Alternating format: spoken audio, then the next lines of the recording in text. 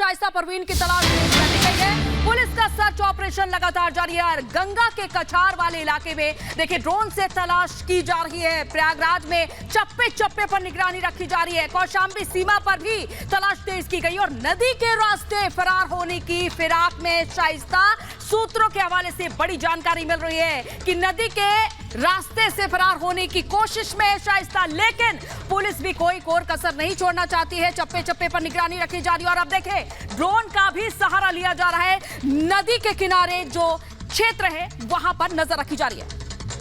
तो आपको बता दें कछार इलाका वही है जिसको लेकर सूत्रों से बड़ी जानकारी मिल रही है कि शाइस्ता परवीन जो कि लेडी डॉन है वो वहां से पश्चिम बंगाल जा सकते हैं, नदी के रास्ते वो वहां से जा सकते हैं और इसीलिए कल सर्च ऑपरेशन भी नदी में चलाया गया था। लगातार शाइस्ता परवीन को तलाश रही है पुलिस, लेकिन अभी तक भी शाइस्ता परवीन का कोई सुराग हाथ नहीं लग सका है। लेकिन लास्ट लोकेशन क्या रही शाइस्ता परवीन की, यह अभी तक पता चल पाया है। लेकिन कब गिरफ्तार होगी शाइस्ता परवीन, इस रिपोर्ट के जरिए आगे आपको दिखाते हैं।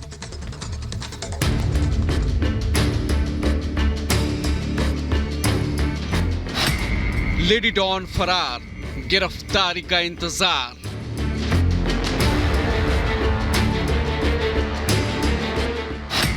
अतीक की राजदार कछार के रास्ते फरार।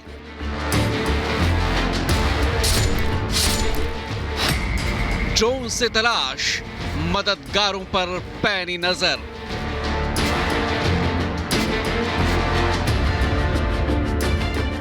प्रयागराज में उमेश पाल के सनसनीखेज मर्डर के बाद से ही अतीक की पत्नी और उसके गुनाहों की सबसे बड़ी राजदार शाइस्ता फरार है। शाइस्ता ना तो अपने बेटे असद के एनकाउंटर के बाद उसे आखिरी बार देखने पहुंची, ना तो अपने पति अतीक और देवर अशरफ की हत्या के बाद उनकी मिट्टी में शामिल हुई। शाइस्ता फरार है, गुड्डू मुस्लिम फरार है, साबिर और अरमान भी फरार है। अतीक की बहन आयशा नूरी और अशरफ की पत्नी जैनब भी फरार है। लाख कोशिशों के बाद भी पुलिस अब तक शाइस्ता तक पहुंचने में नाकाम रही है। कभी प्रयागराज तो कभी कौशाम्बी, कभी मरियाडीह का भरेठी गांव तो कभी गंगा का कछार। चप्पे चप्पे पर पुलिस ड्रोन से शाइस्ता की तलाश कर रही है, लेकिन 50,000 की इनामी शाइस्ता अब तक फरार है। आखिर शाइस्ता क्यों किसी भी कीमत पर पुलिस के हाथ नहीं लगना चाहती? दरअसल जब अतीक जिंदा था और गुजरात की जेल में बंद था, तभी साबरमती जेल में शाइस्ता अतीक से मिली। उमेश हत्याकांड करवाने का प्लान बनाया। अतीक ने जेल में फोन सिम कार्ड मंगवाई, फोन पहुंचाने के लिए पुलिस की मदद ली। अतीक ने उस पुलिस वाले का नाम भी बताया।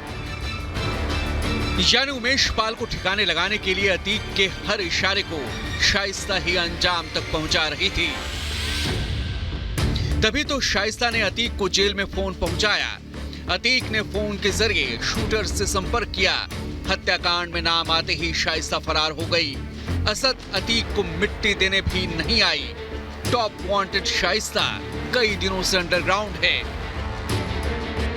पुलिस सूत्रों के मुताबिक शूटर साबिर साई की तरह अतीक की बहन आयशा नूरी और शाइस्ता परवीन के साथ है और ये सब प्रयागराज कौशाम्बी के कछार के इलाके में लगातार लोकेशन बदलकर छिप रहे हैं। शाइस्ता के साथ आधे दर्जन से ज्यादा महिलाएं भी हैं जो लगातार बुर्का पहनकर मूवमेंट कर रही हैं। शाइस्ता न सिर्फ लगातार अपना नंबर बदल रही है बल्कि फोन भी बदल रही है, इसलिए पुलिस के लिए शाइस्ता तक पहुंचना मुश्किल हो रहा है।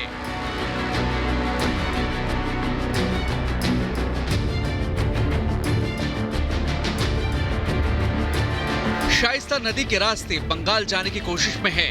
वो कौशाम्बी के कछार क्षेत्र में बताई जा रही है। उसके साथ शूटर साबिर भी बताया जा रहा है। आयशा नूरी भी उसके साथ ही बताई जा रही है। जाहिर है उमेश पाल मर्डर केस में अतीक अशरफ के मर्डर के बाद शाइस्ता ही है जिसकी गिरफ्तारी से न सिर्फ राज बेनकाब होंगे बल्कि अतीक और अशरफ की बेनामी संपत्तियों के काले साम्राज्य का खुलासा हो सकेगा। एक तरफ अतीक की पत्नी शाइस्ता की तलाश जारी है तो वहीं दूसरी तरफ योगी सरकार ने मुख्तार अंसारी पर भी शिकंजा कसना शुरू कर दिया है। मुख्तार की पत्नी अफशा अंसारी पर पुलिस ने अब 50,000 का इनाम रखा है। गैंगस्टर के एक मामले में अफशा फरार है। डरा धमकाकर जमीन कब्जाने का अफशां पर आरोप है। अफशां के साथ 2 भाई भी इस केस में आरोपी हैं। विशेष अदालत ने इन तीनों आरोपियों पर वारंट जारी किया था। अब देखना होगा कि अतीक, अशरफ और मुख्तार की पत्नी कब तक पुलिस को चकमा देने में कामयाब रहती हैं। Bureau report, Republic Bharat.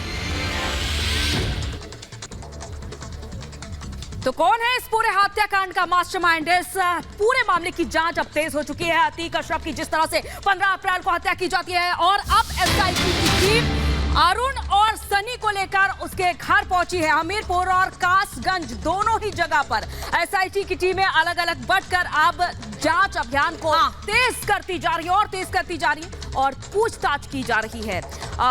तो हमीरपुर और कासगंज फिलहाल अभी एसआईटी की टीम पहुंची हुई है, लेकिन जो हत्या आरोपी है वो अभी भी प्रयागराज में है। और आज सीन रिक्रिएशन की भी बात जहां सामने आ रही है, तो वहीं आरोपी सनी और अरुण के घर पहुंची हुई है एसआईटी की टीम। तो अतीक अशरफ मर्डर केस की जांच को जिस तरह से बढ़ाई जा रही है, अब एसआईटी की टीम अरुण और सनी के घर पहुंची है।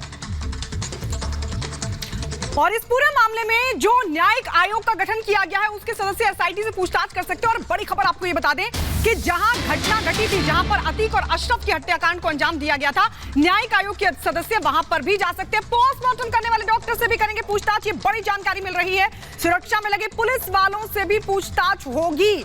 आपको बता दें, एक तरफ एसआईटी बाकायदा एसओ शागन समेत 5 पुलिसकर्मियों को सस्पेंड कर चुकी है और इस सब के बीच अब ये बड़ी जानकारी कि जो न्यायिक आयोग के सदस्य हैं जांच पड़ताल शुरू कर चुके हैं और इस सब के बीच प्रयागराज पहुंचकर एसआईटी के सदस्यों के साथ बैठक करेंगे, एसआईटी के साथ बैठक करेंगे। और ये भी जानकारी मिल रही है कि घटनास्थल पर भी जा सकते हैं आयोग के सदस्य।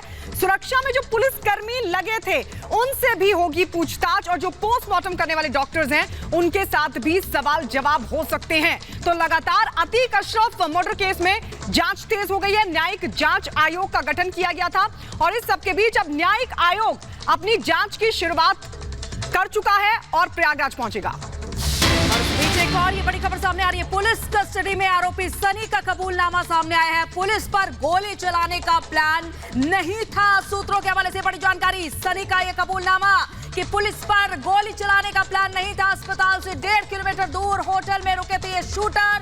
रेलवे स्टेशन के ठीक सामने ये होटल था जिसमें कि ये शूटर्स रुके हुए थे।